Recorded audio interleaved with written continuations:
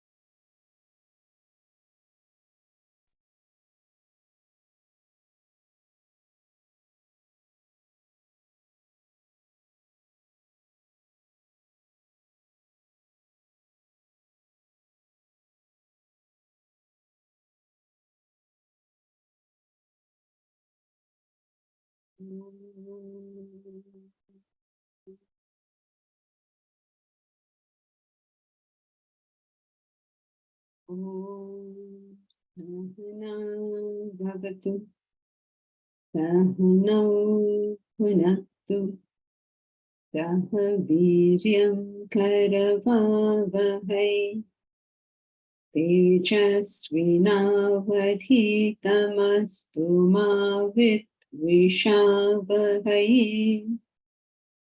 Om Shanti Shanti Shanti.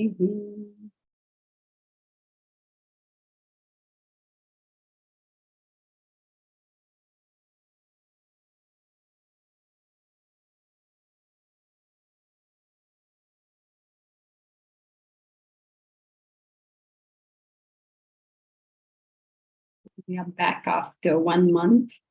Why am I seeing such few faces today? Only people who came to the course are keeping their video on. What happened to everybody else? Okay. Nice to see some faces. So, in fact, they wanted to relay these classes on television, and they are saying, why are we not seeing anybody else? We can't hear them, we can't see them. It sounds like a fake, no? I'm just talking, nobody's there. So now, what have you all done? Do you have any questions? Since we're meeting after a month, both Adi sir and Alokji must have taken the classes, and I'm sure you must have asked the questions. So if you have any further questions, please ask now before we start with the text.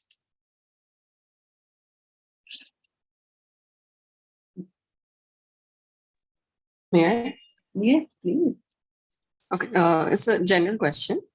So we had discussed sometime that in the experience, there's a subject and the object. And that's why in every experience, we cannot always think about what I did wrong. Other people are also involved. But we also... Yeah, we have to think what I did wrong, but yes, other people are also involved. Yes. Yeah. And then recently at the university, we had a discussion where it is said that if something doesn't get done, it is your responsibility. So how does this work? Because it sounds contradictory. Yeah, because you are going to one extreme or the other. You're saying there is nobody involved, it's all my doing. Or you're saying, oh, it's all everybody's fault. It's not like that. That's why people are what they are. I have to deal with it, right? I can't come to you and say that I couldn't do this because he did that and he did that and he did that. Not interested. So you have to know how people are. And given how people are, you have to achieve your objective. Your objective is not based on how people are. Okay? For instance. So, go ahead. Like, where would you draw the line? Because sometimes, I mean, despite knowing, sometimes you may not know in the initial stages, or sometimes there may be a lapse. Like a person may be, like the work is getting done, but once in a while it may happen that something gets missed and, it impacts your work as well. So where do you draw the line on this? There is no drawing the line. It is always your responsibility. When you know you're dealing with an unreliable person, you have to have backup. How can you say, oh, once in a while he does it? Then what's your backup? You already know once in a while he does this. So what's your backup for that time? You can't say he does and she does and whatever. Not if you're a Vedantan at least. Vedantan gets the job done. And why isn't your video on, Reshma? At least you're okay, no? To put your video on.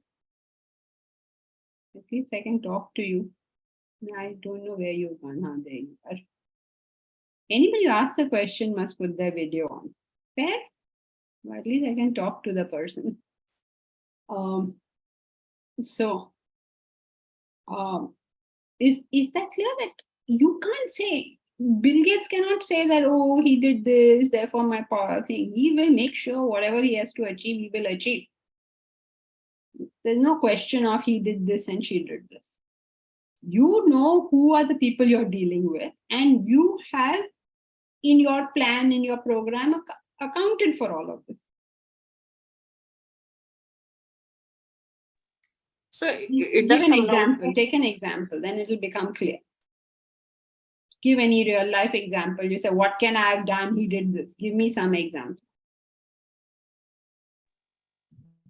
Just 1 minute. Are you able to hear me? Mm-hmm. Okay. So, for example, like one example which happened when we were at the university about that, the yoga room not being open on time, and we didn't know because we believed what they said, but it didn't happen for whatever reason. So, in this situation, we did discuss it, but then if it is all my responsibility, then why do I need to think about that there are other people also involved because of which the situation may go anyway? Because that's a fact. That's a fact, right? One Other people are involved.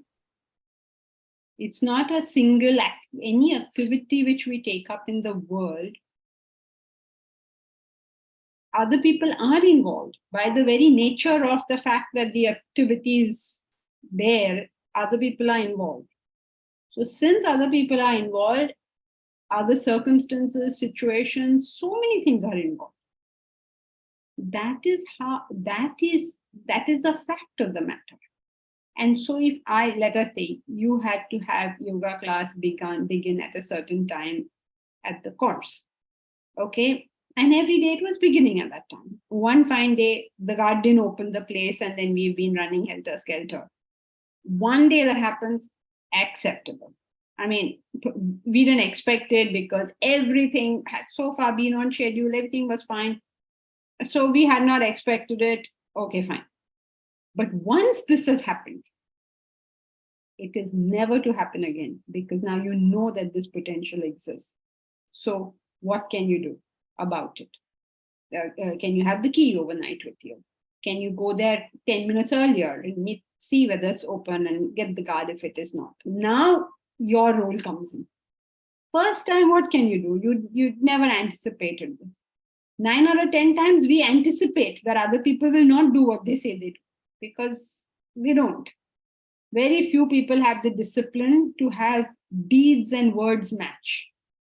You yourself know, right? How many people come to us and say, we will do this and we will do that, and we'll give you this, we'll do that, we'll take up this volunteer work, we'll do. Nothing happens. Because they just don't have the control over themselves to match the words and the action.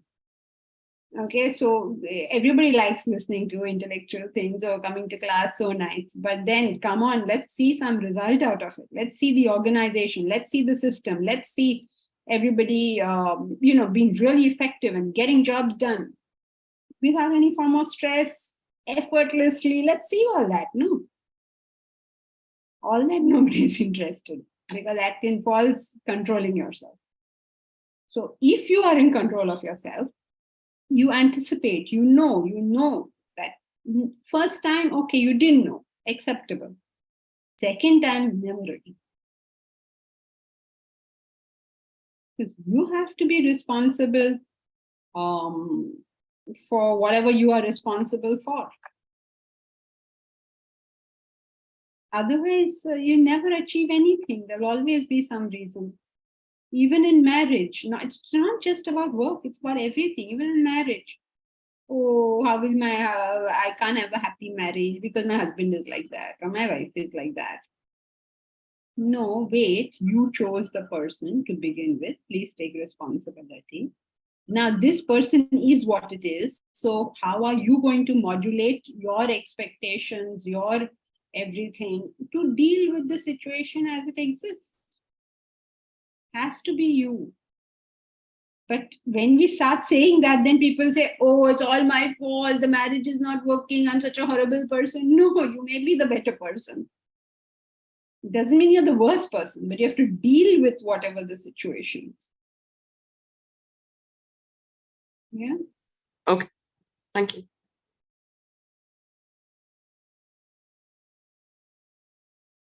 So anybody has anything else? What is over here in the chat?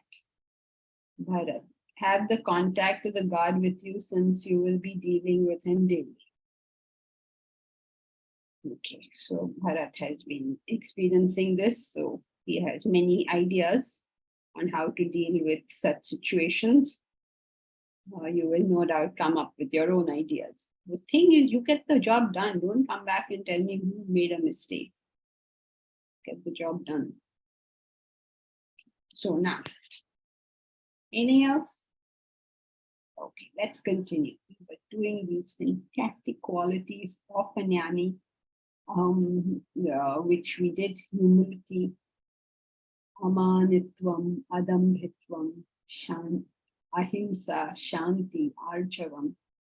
Beautiful qualities of a person who is a Gnani. This is something that our culture has forgotten.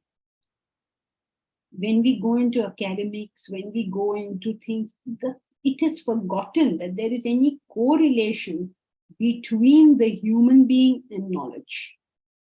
It is considered like two different things. I'm very well informed. I know a lot of things. And who I am doesn't count. And the end result of that is what America has achieved. They just managed to pull things down somehow. They have this unfortunate knack of pulling things down. And over here, what we have achieved is we never build anything up. So the question of pulling anything down doesn't arise. There is, it's a very strange thing. So much knowledge in the world. It's incredible. Suppose we all use the knowledge that we have. We're all these treasure troves of knowledge. Imagine how much knowledge, okay? Even in this one class, how much knowledge there must be. All of you all are very humble. You all don't say anything, but I know that, there's a whole treasure trove of knowledge lying right here with us. But its expression in terms of how our life is, and in terms of what we have contributed to the vastness of existence, to society, to humanity, There is very little correlation between these two things. So he's saying, if you are a knowledgeable person, you are humble, firstly. You are unpretentious. You don't show yourself to be something you are not. In other words, thought, word, deed for you are all in the same action line. You don't make claims that you cannot live up to. You don't make promises that you cannot live up to. You don't take on work that you're incapable of doing. Please differentiate that from failure. Failure is a different thing. Failure is a good thing. There's nothing wrong with failure. But taking up something and being negligent about it, you don't do these kind of things. So humility is the first quality. Second quality is unpretentiousness. There's no pretense in the person. You get what you see. Harmlessness. The wish for the welfare of everyone. Ahimsa has turned out to be some kind of passive, bel mujhe maar. A person who practices ahimsa is a strong human being. Is not somebody who is putting up with issues because he's incapable of dealing with them. True strength lies in the capacity to knock the opposition down and yet don't feel the need to do so at all. You see this in many karate movies, they show it, some fellow will keep abusing the karate master or something like that. And he does nothing, he says nothing. He doesn't show his abilities until there's some need for it. So harmlessness is the attitude of not wishing harm to anyone. It is the attitude of Christ. When you put nails through his hands and feet and put him on a cross, he says, Father, forgive them, they know not what they do. That's on ahimsa. The not wishing harm for anybody else. He doesn't say, no, these guys are so horrible, now you see what my father will do to you. He will sort you guys out. He doesn't talk like that. That is ahimsa. Ahimsa is not the madness of people just being helpless in the presence of problems. They can take action, they can take stern action, ahimsa is Krishna fighting the Kauravas. Because that's what he's doing, when he's saying Gnani's condition is ahimsa, he's fighting the Kauravas. And Arjuna is also not asking him, you're saying ahimsa and you're telling me to fight. Because obviously Arjuna understands. Ahimsa doesn't mean not fighting. Ahimsa doesn't mean not standing up for your rights. Ahimsa means not wishing harm to another person. Wishing well for another person. But if that person is doing some harm which ought to be stopped, you can jolly well stop it. Forgiveness. Kshama, the quality of understanding people for what they are. Then where is the question of forgiveness?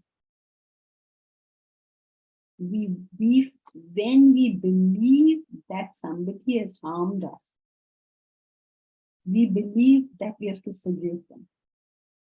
This is not forgiveness. Forgiveness is the recognition of another being's nature. It's just that much. You recognize, here is a hot-tempered person. That's it, you recognize it. When he raves and rants and shouts and screams and does whatever he does, you don't see it as having anything to do with you. If a thief steals, it's got nothing to do with you. He's a thief. Please don't misunderstand that you tell all the thieves, you give them, send out an invitation on social media. Come all thieves, I'm leaving my house. I'm not going to be here for 2 months. Please come along, take whatever you want. That's not what it means. What it means is you understand the nature of the thief. When you understand that our society will have 1% of people, or that's probably too much, 0.1% of people who are thieves, you understand this. Therefore, you take the necessary steps to You stay away. lock your house when you go out. You don't say, I will leave my house open, let the thief come. If he comes and thieves, I forgive you for thieving. Then you're a lunatic. You lock your house and understand that that's the nature of the thief. That is what he or she will do. So forgiveness is only the recognition of the nature of other people, of other beings. Uprightness. Uprightness is you living up to your standards. Normally, we want other people to live up to our standards. Uprightness is, I live up to my standards. I don't say he behaves like that, therefore I will behave like that. He is not the ideal on which I'm living my life. He is what he is, and I am what I am. And I will live according to what I think is right. When I am able to live according to what I think is right, that is the beautiful quality of Arjavam. It's supposed to be an essential quality of a man of knowledge, of a person of knowledge. I think it is right, so I do it. Everybody else in the world may think it is wrong. So be it. That's called character. That I have a comprehension, I have an understanding of what is right behavior, and I do those things. Arjavam. Where's Aditi? Aditi's favorite quality was Arjavam. Living up to what you think is right. When you live up to your conscience, when you live up to your subtle intellect, you're following your conscience. When you live up to your gross intellect, you're following your conviction. So following your conscience and your conviction is the quality of Arjavam. Service to the preceptor. Service to the teacher. Janasi, Yeah, Reshmi.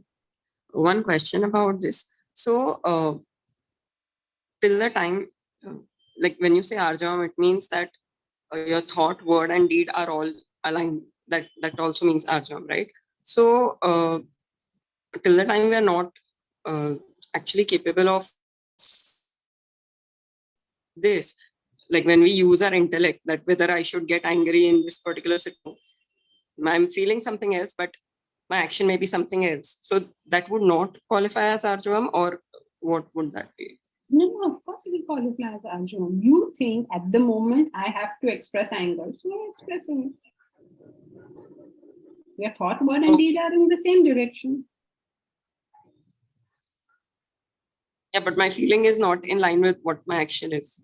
I am feeling angry, but I'm controlling. No, wait, you're talking about, so when you do not express your anger, is that lack of Arjavam? Is that what you're saying? No, I'm feeling angry in a particular situation, but my intellect tells me this is not the time or the situation to express it. So I don't get angry, but I'm feeling it inside. So am I conviction, right? So you're following your conviction. Your intellect tells you that this is not the time to express anger, and you have that much control over yourself that therefore you do not express. Or other way around also. You're feeling no anger, but you feel this person needs a firing and you give the firing. In both cases, you're following your conviction. So your thought, word, and deed are in the same. Thought, word, and deed are in the same line. So feeling the mind is would not in not. this thing. Where is feeling? There is thought, word, and deed. Thought, what you think is correct. What you're saying is what you think is correct. And therefore doing what you think is correct. Now, Okay, so feeling don't would come. not be in this. No, if you act on your feelings, you're going to create chaos for yourself and others. No, because feeling would also be a part of your personality. Like everything should be aligned, right? So in this case, the way it is aligned is you believe that this feeling should be at the moment subjugated, and it is being subjugated. There'll be a time where you feel, no, this feeling should be allowed to express, in which case it will be allowed to be expressed. Yeah, but that is so that is the role of the intellect. That's not, the mind is not coming into picture in this case. It is coming into the picture in the sense that it is following what the intellect is saying. Otherwise, how will it all be aligned? Okay. See, the mind, the intellect says in this situation, mind has to be subjugated. And the mind is being subjugated. You're aligned. When the mind is not being subjugated, that's when your alignment goes off. When the intellect says this feeling of the mind ought not to be expressed, and you express that feeling, then you are out of alignment. Okay. Okay. You're muted. You're muted. I can't hear you. Okay. Oh, no, sorry, not Reshma, you, Dr. Geeta Mohan. I can't hear you. Can't hear a thing. I don't know why.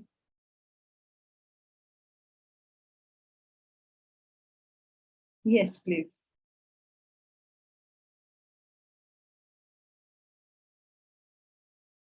Okay, so service to the preceptor, service to the teacher. The highest benefit that we ever get is from our teacher. And so serving the teacher, serving him, serving his cause, serving what he stands up for. Serving him doesn't mean just hanging around with him all the time and wasting his time. Just serving his cause.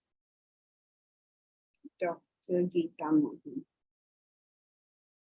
Is the key word ought to be, ought to do. In Arjavan, yes, if you are able to do what according to you ought to be done, that's the right thing according to you, and you're able to execute that. Okay, you don't, and people will come and say, but what benefit is it to you? And you say, I don't know what benefit it is to me, but this is the right thing to be done. So, and you do it. That's Arjuna. Just staying with what you think is right. An amazing quality. And if you don't have Arjavan, you're considered to not have knowledge. Because if you don't have comprehension of the right action, then what's the knowledge all about? What is the purpose of knowledge? Eventually, knowledge is all meant to direct action. Any knowledge that does not direct action is futile knowledge. You know, some people just say, oh, I have to learn this out of curiosity, I have to know this out of curiosity.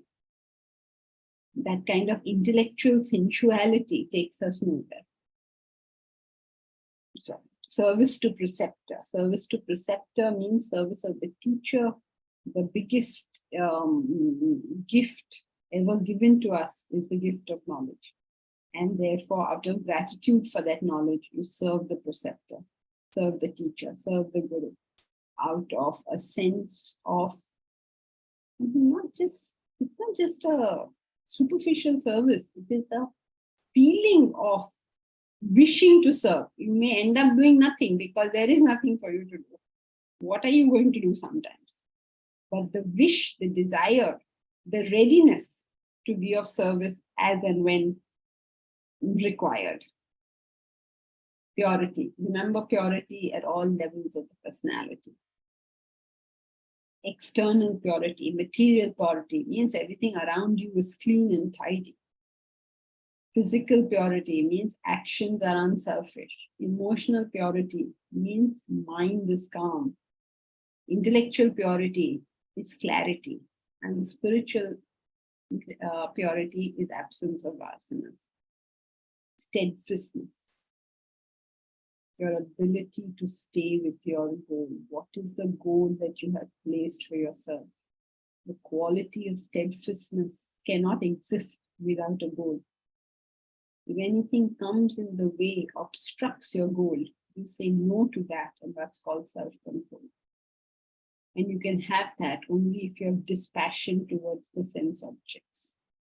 If the sense objects are like shining in your eyes, you know that thing that these children send, they send that face and the eyes are all hearts. That means they're loving something very much. So when your eyes are all like, oh, that's so good, your self-control is driven away. So you will say, oh, that's an Apple laptop. I want that. That's an iPad. I want that. And I don't know what. That's some Xbox or some Xbox. Xbox. And I want that Xbox. And I want this and I want that.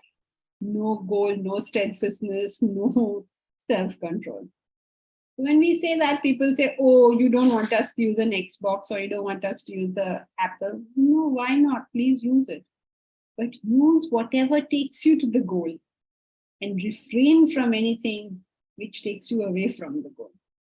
All this great technology which we have, it's an amazing thing, right? It's an amazing expression of the human intellect. It's there for us to use. But use for what? Not to damage ourselves. Use it to take us to the goal. That is the purpose of it. I mean, so many fantastic gadgets, right? Just now what we're using, fabulous thing. We can all talk to each other. Isn't it an amazing thing? And we use it for our welfare, for our growth, for reaching our goal. Fantastic. The same laptop or same phone that we are all using for our class can be used to pull us down. So it's not the technology. Everybody nowadays, a lot of conferences and all, you know. In fact, I was doing the psychology syllabus for a university, and all this talk about influence of technology on the psychology. There's no influence on psychology as long as there is some ability of the intellect. No ability of the intellect, then everything in the world has a capacity to influence. To please repeat the various. Oh, sorry, I'm going very fast today because this is just. Is this your first class?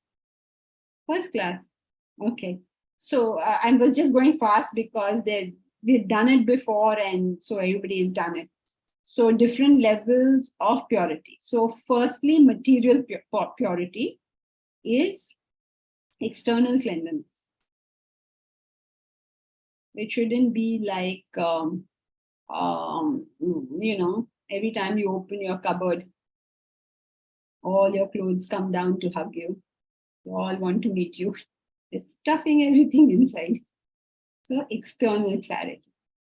We just did, I don't know if you know, we just did a 1-month course at, residential course on the Gita. And so we went out one day and saw all these chappals. The chappals are not kept properly. What kind of Vedanta course is happening here? Everything about a Vedantan should look perfect. It looks perfect because they're doing it properly. So external purity means cleanliness, not like our temples. It is so difficult to feel devotional. All the dirt and swamp that you're walking through. Cleanliness at the material level. At the physical level, purity means unselfish actions. And the actions are always service-oriented. Any action you've done, it's only for the welfare of people. So that means you're physically pure. Emotionally pure means you're calm. The impurity is the agitation of negative feelings, negative desires. This is all the impurity. And when you don't have all this negativity, then you have calmness, which is purity.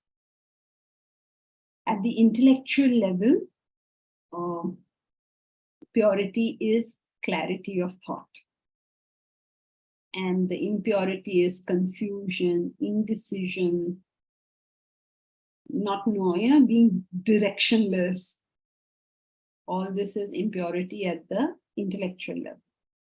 And at the spiritual level, purity means absence of any vasana, absence of desires. Impurity means the self.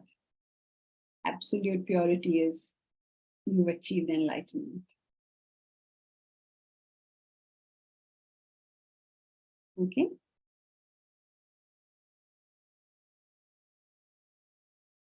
Then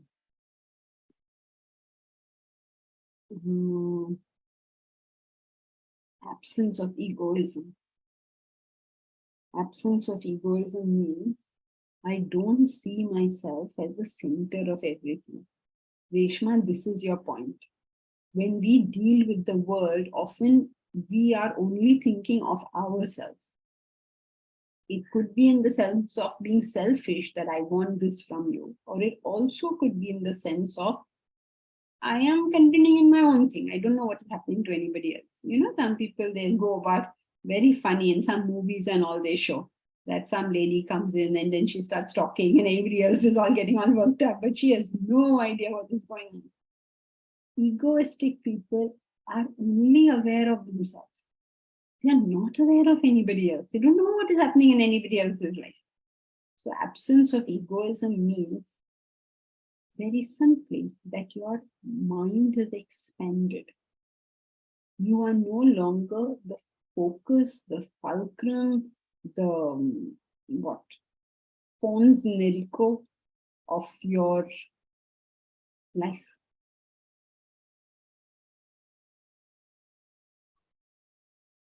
Insight into the pain and evil of birth, death, old age, disease, the metamorphic changes. Whenever we want anything in life, and one of the most important things we want in life is life itself, okay, survival instinct.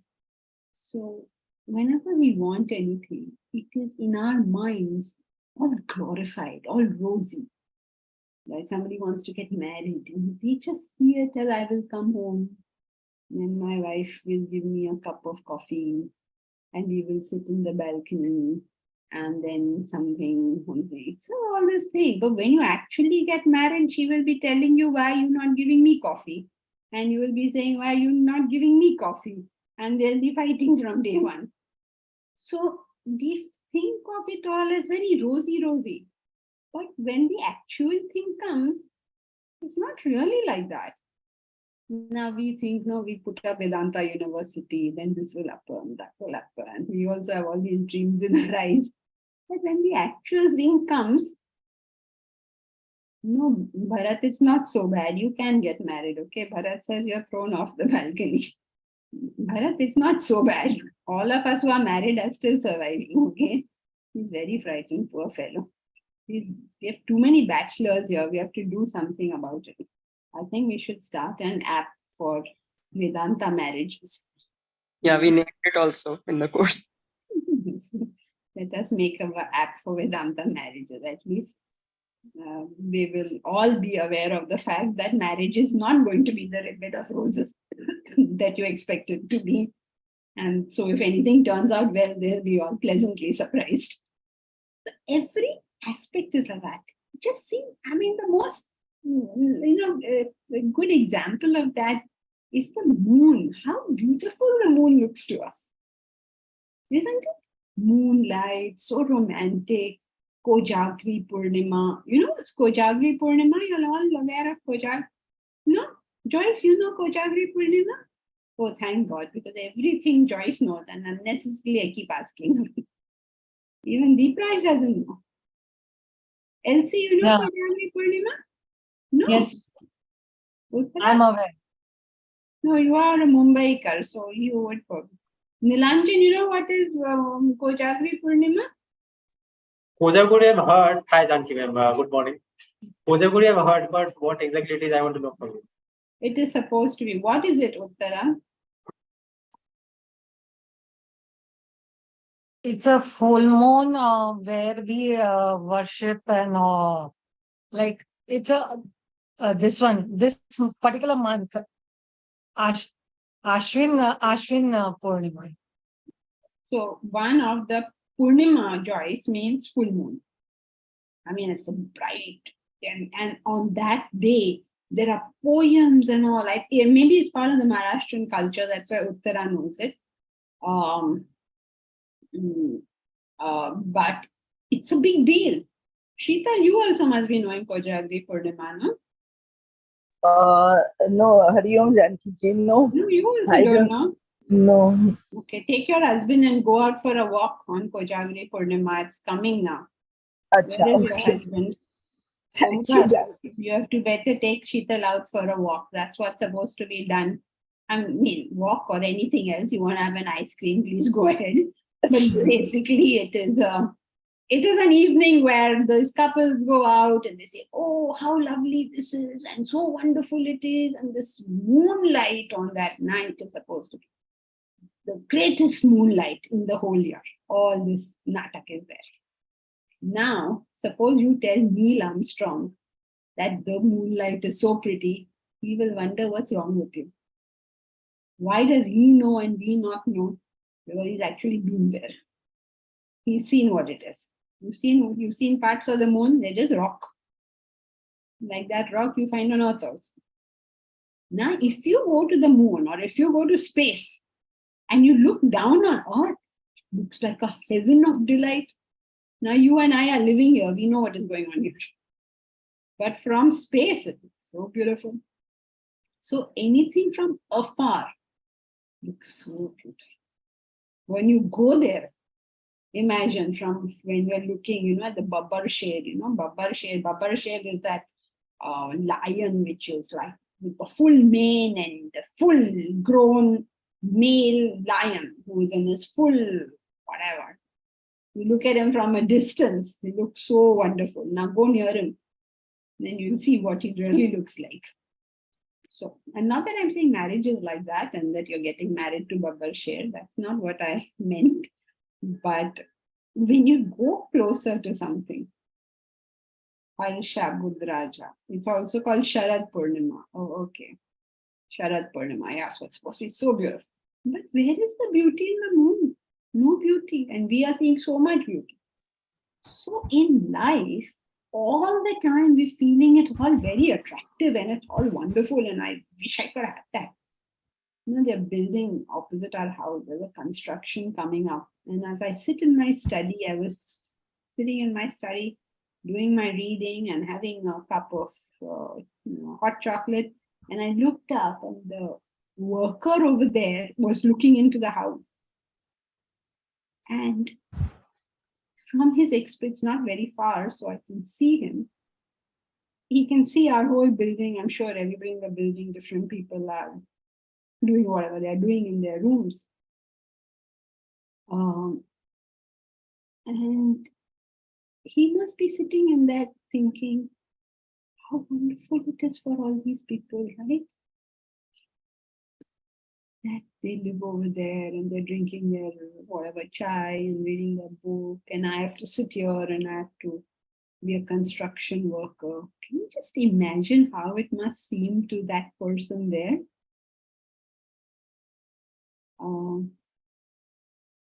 And yet, if you come actually into the building, are people really as happy as that construction worker must be imagining us all to be? It's not, no? People are looking at our lives and thinking, wow, what a wonderful thing. And I look out of my window sometimes, I see all these construction workers there, they're all running around and they're doing tak and they all look quite, engrossed in their work. It looks quite interesting to me. I wonder what they do, how are they putting that building up, coming up fatafat, like all buildings in Mumbai come up fatafat because every minute is money over here.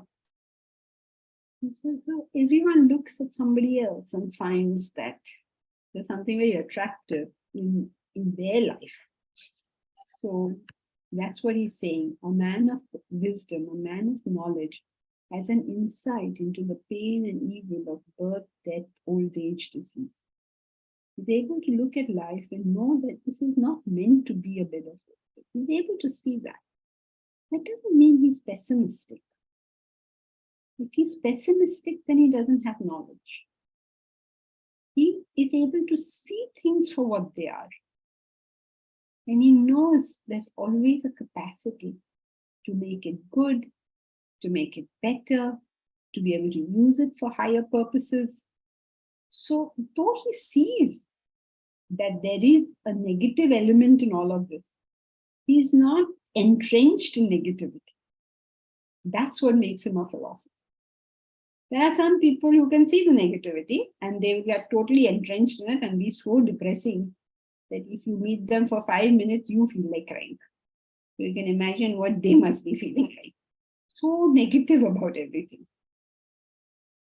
And some people, all rosy, they can't see anything wrong with anything. They are dashing from here to there, hoping to get all these wonderful things that they are seeing. Neither are going to find any kind of satisfaction.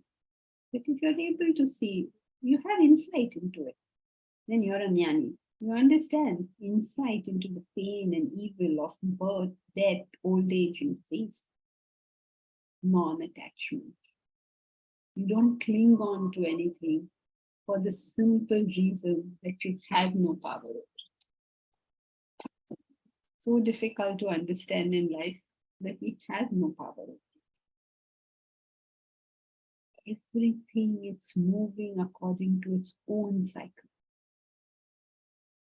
You know, sometimes children are born and the parents say, "Main mere bache ko engineer banaunga. I will make my son into an engineer. I will make my son into a doctor." They believe they have control to do that. They don't. I will do this, and I will do that. What control do we have over these things? You know, one man, he had 2 children. So he built a massive bungalow because he thought that his 2 children will stay in that bungalow. In fact, made a twin bungalow so that both children will stay there. And both children went abroad and, you know, sort of different cities. Nobody stayed there. And then he was left having to handle this thing, and eventually he had to sell it because how is he supposed to handle so much? So much dreaming futilely over things you have no control. I know one lady, her whole life was her son. I mean, her son was like, I don't know what, the sun and the moon, everything to her. And then he got married. He fell in love with some girl. He got married. This girl and all. And then she knew that, and of course they all lived together in a joint family. So she knew that she has to be very nice to her daughter-in-law if she wants her son to be with her. So she used to bend backwards, and she was such a good daughter-in-law, such a good mother-in-law to the daughter-in-law. She gave everything she could possibly think of doing.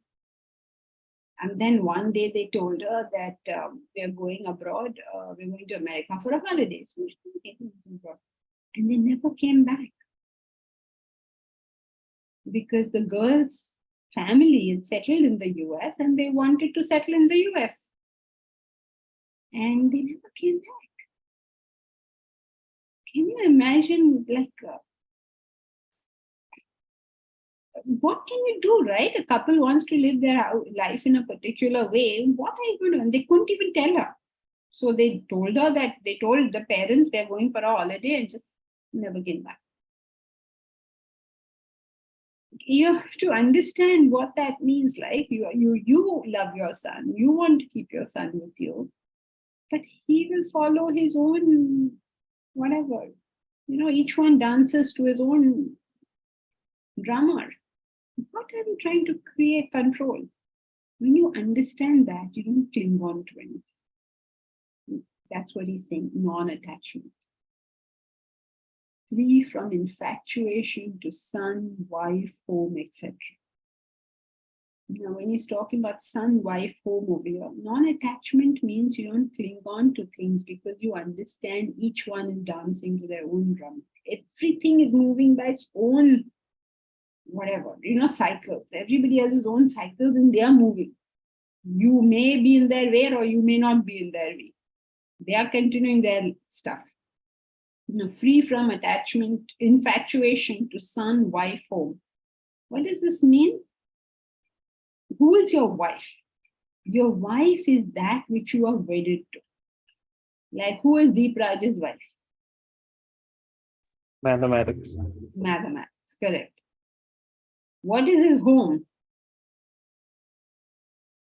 The institute. NIT. What is the name? Agartala. What is it? Nagaland. Nagaland. NIT, Nagaland is his home. And who is his son? My research papers. Your research papers. So this is referring to what every part of life. Wife is whatever. Who is my wife? My wife is Vedanta.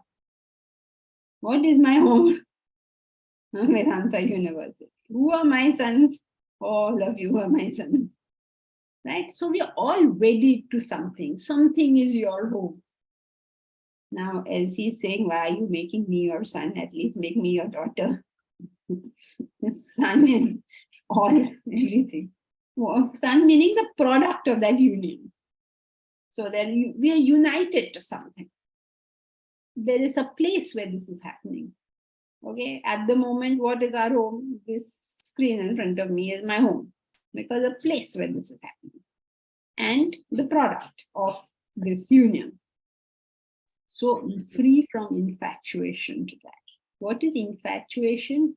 Giving something exaggerated importance, exaggerated value. Things are important. So much. No more, no less. Constant balance of mind in desirable and undesirable happiness. Why is a Gnani balanced? Because he understands when it's a desirable thing that happened, what is going to happen next? An undesirable thing will happen. And if an undesirable thing has happened, what will happen next? A desirable thing will happen. Life will keep moving, no? It goes round and round. Sometimes good things will happen, sometimes bad things will happen. Now, each time the good thing happens, I don't need to fly in the sky. Each time the bad thing happens, I don't need to fall into the seas. After all, I'm a human being. I'm not a ping pong ball. Upar niche. Am I a popcorn to be going bust all the time? I'm a human being, so I take it with my stride. A great good thing has happened, great, wonderful. A bad thing has happened, oh, how sad. Now move on. So, constant balance of mind in desirable or undesirable happiness. Unflinching devotion to self through steadfast yoga. If you really got knowledge, you will understand. If you understood all these things, you will understand that none of these are worth anything. And therefore, my sole allegiance is to self-realization or the self or whatever it is that inspires you, truth, reality, God, or Ishtadevata. At the end of the day, that's the only allegiance to have. How am I even a human being if I'm not in the pursuit of that ultimate truth? For it is in this one characteristic that I am different from all other beings on this planet. I have nothing else to do. And if I believe I have something else to do, then I am just fooling myself, because none of this is going to last. None of it. Everything is going to come and go. The best, the worst. All of these are only froth and foam. My allegiance is only to one thing. So unflinching devotion to self through steadfast yoga. Now, it's a very interesting thing how he has put this quality, because it's unflinching, it's not moving, it's devotion. That means your mind is interested, and it's through steadfast yoga. Meaning your actions are aligned to it. In class, it's all okay to say my one allegiance is to the self. But the moment it is 11:30, all allegiance gone. Now, one allegiance to the self. That means I think so, I feel so, I behave so. Not I behave something else, I feel something else, I think something else. So unflinching devotion to self through steadfast yoga. That means all my actions are in that line. When I have chosen to do anything, or I have chosen not to do anything, it is because I believed it will take me to the ultimate truth. And now this step will be different for each one of us, because it's so personal to us, right? What will be the next step for me may not be the next step for you. What is the next step for you may not be the next step for your neighbor. Each one will have its own next step, and it's our responsibility to take that step. So unflinching devotion to self through steadfast yoga. So what do we have? We have that it doesn't change, that the mind is devoted to it, that the intellect is directing all actions. Only then does this quality come in. Resorting to solitary place. Resorting to solitary place means going to lonely places, being alone. That doesn't refer to just hating everybody and not wanting to be with people. No, it is you give yourself time for reflection, time to think about your life. You have things to think about, and therefore you enjoy being alone. Being alone means being alone. Being alone doesn't mean having a book in your hand, having a cell phone in your hand, having a screen in your hand. All this is not alone. Many people say, love to be alone. What are you doing alone? 6 hours a day on the cell phone. I'm all alone, but on the cell phone. Cell phone means not talking, scrolling. So this kind of thing is not alone. Alone means I just got, what should I say, emptiness in my mind to allow the truths to dawn on me. Just keep my mind empty. Not sitting and meditating or something like that. Just maybe walking in the garden, maybe, or sitting in your study quietly by yourself. And allowing thoughts to dawn on you. Thoughts that will be useful to you, useful to humanity. Aligning yourself to what is really important, because the moment can carry us away anytime. And when you're by yourself, you get a chance to realign to what you think is important. Disinterested in gathering. Disinterested in the gathering of people. That doesn't mean, oh, it's a party, I don't want to go. Oh, you're all having dinner together, I don't want to. Not like that. You're very happy to be with people. If you have love in your heart, why would you not be happy to be with people? You're not happy to be with people only because there's no love in your heart. You're saying, oh, who are these people? I don't want to be with them. Or I'm in some way reticent or frightened of them. That's why you don't want to be with them. But if you have love in your heart, then you're happy to be with everybody. Then why does he say disinterested in gathering? Disinterested in gathering means my happiness is not dependent on people being around me. If they are there, great. If they're not there, equally great. The only people who can enjoy solitude are those who can also enjoy people. Because you're actually okay in both cases. You're equally happy if somebody is there and as happy if somebody is not there. You don't require either of these things for your happiness. So disinterested in gathering, he says, because most people want to go, right? Suppose you know that we are all having a party. Then you say, oh, I was not invited to that party. How come? Interested in gathering. Constancy in self-knowledge. Constancy in remembering, appreciating,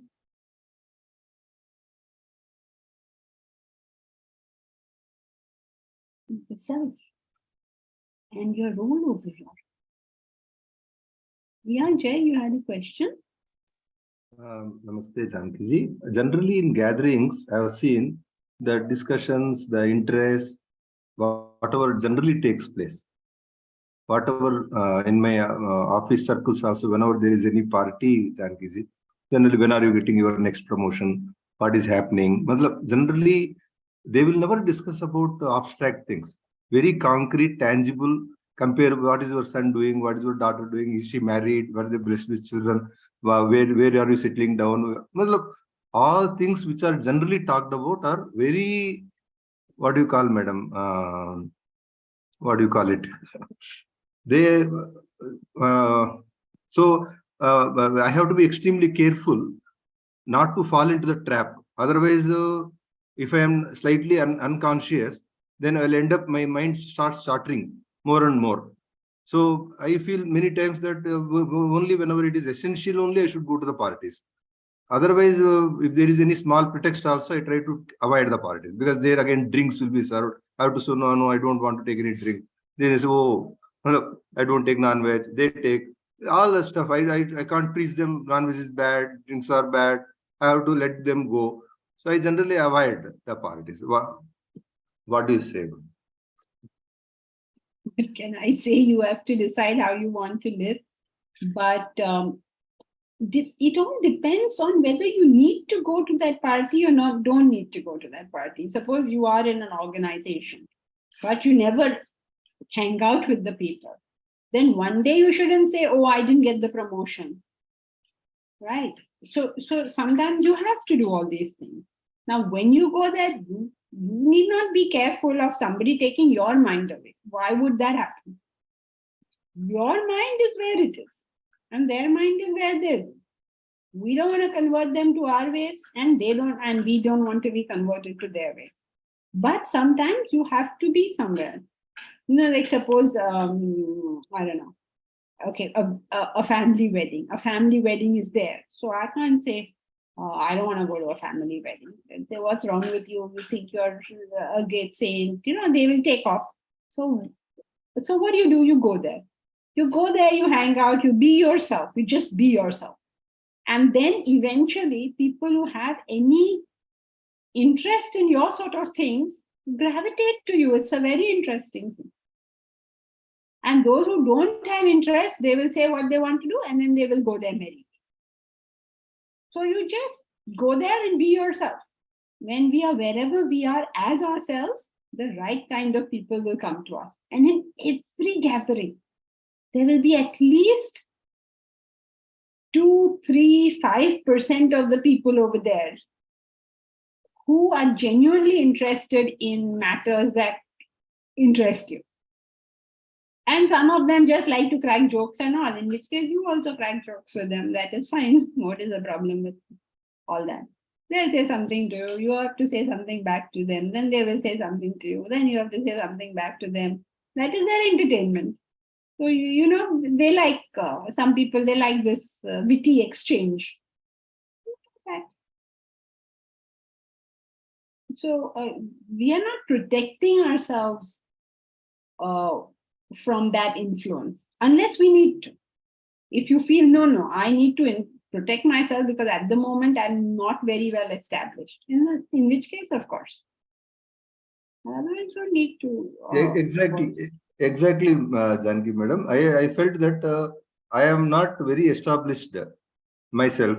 I get carried away. So I felt many times, why to go there and get dirtied because of my own vulnerability. I feel that it is better to stay away. That coronavirus type, madam. I go there, and if I don't take care, I get all the virus into me.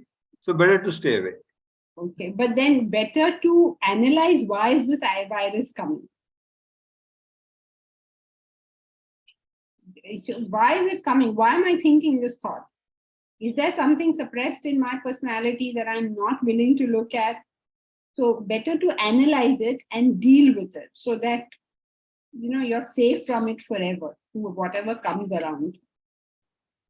Let's figure out what is the reason, why am I influenced, and what am I supposed to do? And then go back. I mean, not immediately, but having worked this out. If necessary, that too. You don't have to go to every party that somebody invites you to. But if necessary, I should be able to go.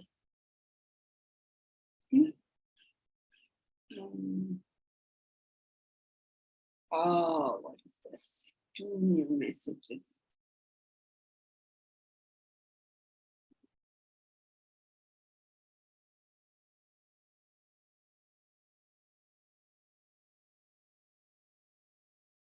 Dr. Geeta Mohan, we worship Goddess Lakshmi, and it is normally to signify the end of monsoon. It's closely related to farming and agricultural produce. That's why a reference to Lakshmi and wealth. Okay.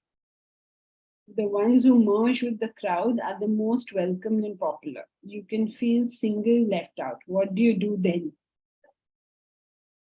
What do you do then? If you're feeling left out in a particular crowd, know that that crowd is not your crowd, because when you go to your own crowd, you will naturally be, what should I say, naturally be interested in them, right? In this class, when you come, are you feeling left out? You're not feeling left out. Why? Because it's your natural environment. So if you feel left out or singled out, then it's not your natural environment. So restrict the amount you want to you go to an unnatural environment. But so any other environment, sometimes you may feel. Niru many years ago had said the same thing. Niru, remember many years ago you said. And so you can restrict it unless you need to be there for some reason, then of course. But sparrows will be with sparrows and tigers will be with tigers. You cannot tell the tigers to go hang out with the sparrows. It doesn't work. So you feel left out. But that is not a reflection on you. That is a reflection on the situation. So, okay, this is not my cup of tea. I don't want to do that. Many years ago, I remember 20 years ago or something, Niru asked the same question. No, you were asked, remember? I don't remember. Okay. Okay, so that's it for today. Hariom.